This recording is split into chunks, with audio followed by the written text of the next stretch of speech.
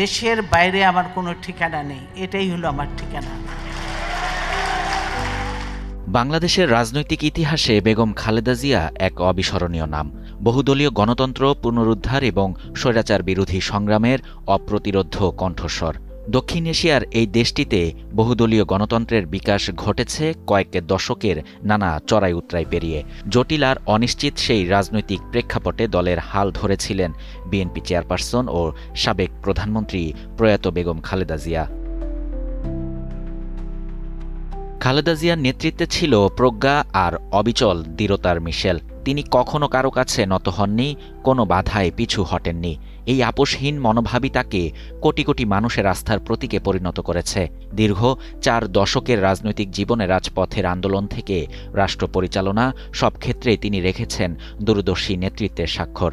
শত প্রতিকূলতা ও দমনপীড়নের মুখেও নিজের অবস্থানে অটল থেকে আপোষহীন পথ চলাই বেগম জিয়াকে বাংলাদেশের গণতান্ত্রিক ইতিহাসের এক অনিবার্য অধ্যায়ে পরিণত করেছে।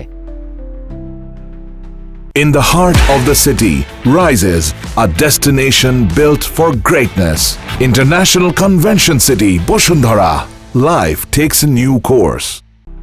1981 সালে প্রেসিডেন্ট জিয়াউর রহমানের নির্মম হত্যাকাণ্ডের পর দেশ ও দলের চরম সংকটময় মুহূর্তে ঘর থেকে রাজনীতির ময়দানে নামতে হয়েছিল বেগম খালেদা জিয়াকে।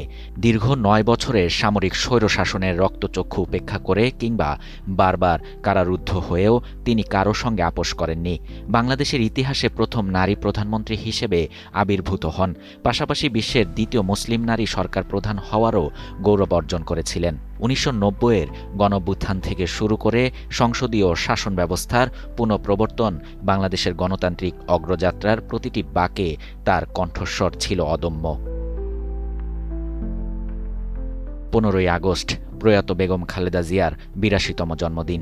এবারের জন্মদিনে শোক, শ্রদ্ধা, ভালোবাসা ও দোয়ায় তাকে স্মরণ করবেন বিএনপির অগণিত নেতাকর্মী সহ দেশবাসী।